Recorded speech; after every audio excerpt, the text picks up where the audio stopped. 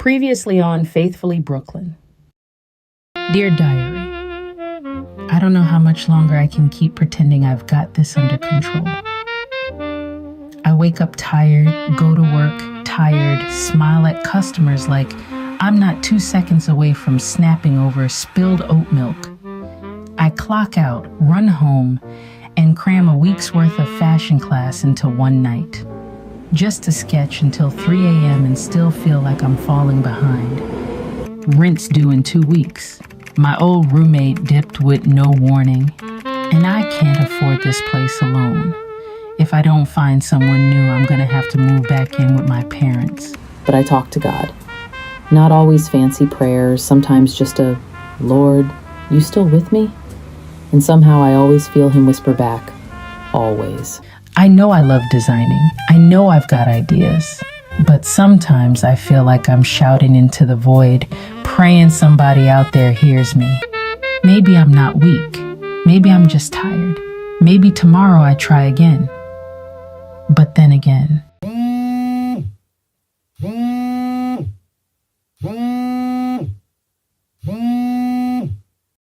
Hello?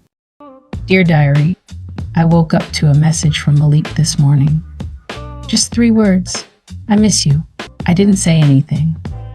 Just let the message sit there like a wound that never scabs. Then I got on a bus and headed to the one place I swore I wouldn't return to unless I had it all together. Home.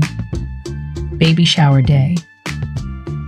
My little sister at 21 graduated with a BSc in engineering. Now at 23, glowing, married, already building a family. I watched her walk through the room like a future everyone applauded. And I smiled, clapped, nodded.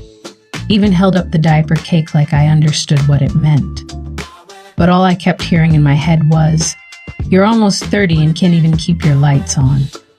My mom asked if I needed help with rent. I said no. She looked relieved and disappointed. How do you explain to your own mother that pride is the only currency you have left? Maybe even with Malik. I miss that goofy smile he has and the thirst for adventure in his eyes. And I hated myself for that, for missing him. But God, it's so heavy right now. I don't want to move back here.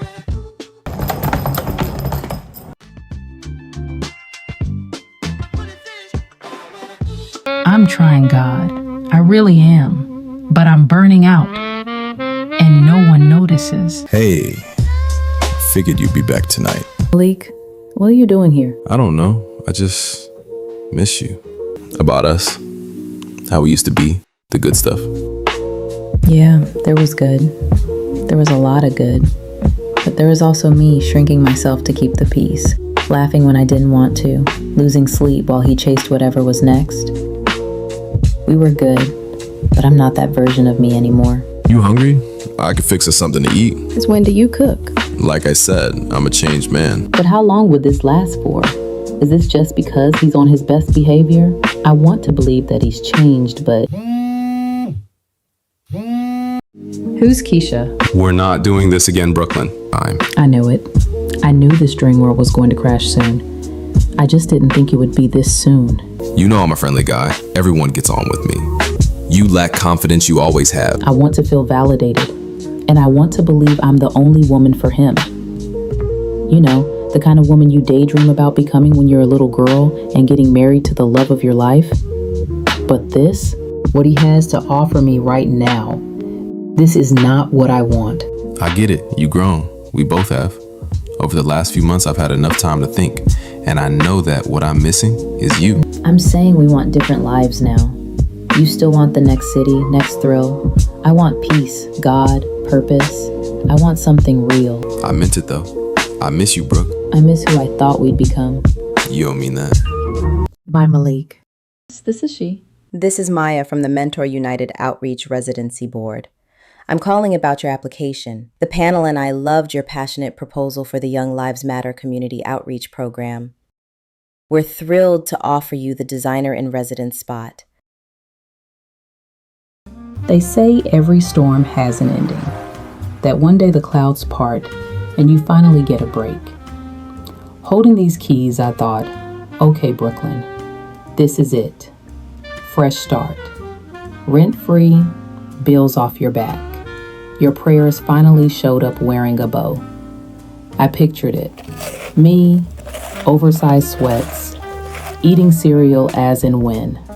Quiet peace and basically doing what I want, when I want. Finally peace. Finally mine. And then I opened the door. Sí, eso fue lo que le dije. Hey, you must be Brooklyn. I'm Jules, your roommate. Yeah. Hi. Roommate? Excuse me? Nobody said a thing about a roommate. But inside I was screaming, oh no God, you not gonna play me like this.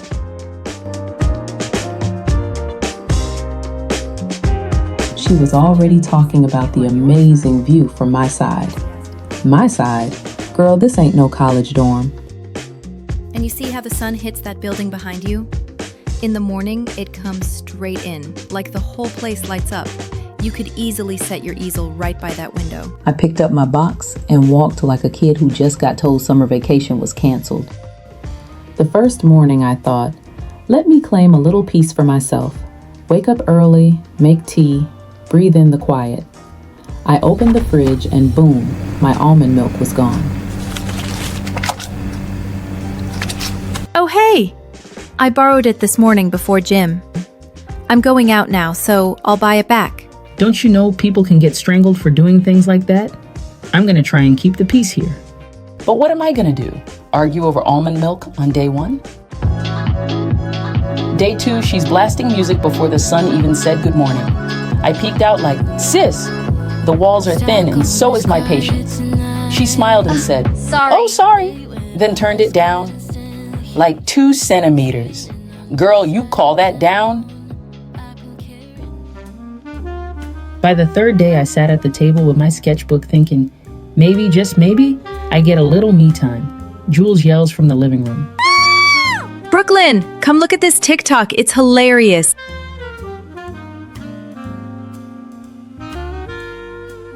OMG. OMG. I can't believe she said that. Why is it always me? Why do I always shrink back, pretend it's fine, let people take up more space than I wanted to give? I prayed for freedom and God handed me a mirror with a side of almond milk theft. Because living with Jules wasn't just about her. It was about me, my boundaries, my silence, my habit of folding myself up neat and quiet so nobody else feels uncomfortable. She's not bad. That's the crazy part. Jules is sweet, loud, messy, extra, but sweet. And when she laughs, I feel the edges of myself soften, even if I don't want to admit it. She irritates me, but she also reminds me of somebody I used to be before life made me cautious. And then I decided I'm going to start again. Hey, Jules? Come in. I just wanted to apologize for being a little cold with you. It's just that I didn't really expect to be sharing my space with someone. Hey, that's cool. I totally get that. I didn't know you were into photography. Yeah, it's always been a hobby of mine. Anytime I get, I'm always snapping away. And then that's when I realized God has an uncanny way of making things add up. Well, I make my own t-shirts, and I'm studying design part-time. You should get me to snap up some of your designs. Girl, you took the words right out of my mouth. Energy sweet, hotter than Sahara. VVS strip, but your glow shine harder. Every little step got me thinking go farther. Touch road and the vibe gets sticky. Almost perfect. That's what this is. Not quiet, not mine. Not the dream I pictured. But maybe faith isn't about getting the perfect setup. Maybe it's about standing in the mess, still choosing to grow. Maybe it's about trusting that the noise, the interruptions, even the roommate with too much energy, they've all got something to teach me.